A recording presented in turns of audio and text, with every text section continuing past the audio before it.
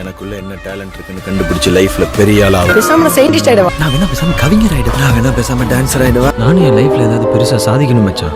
லைஃப்ல செட்டில் ஆகிறதுக்கு என்ன ஐடியா வச்சிருக்க? என்ன பண்றாரு கேட்டு இருக்கு.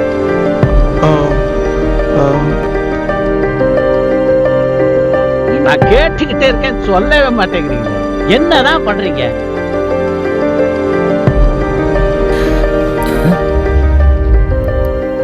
மணி 1:30 நீ இன்னும் தூங்கலையா?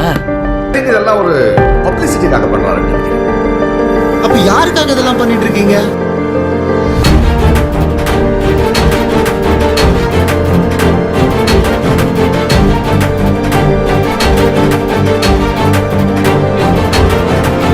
எவ்வளவு குறைநிறைகள், எவ்வளவு கண்ணீர், எவ்வளவு நன்றி, எவ்வளவு நெருக்கடி, எத்தனை சிக்கல், எத்தனை டென்ஷன் உட்கார்ந்து இருக்கிறவனுக்கு தாயா தெரியும்.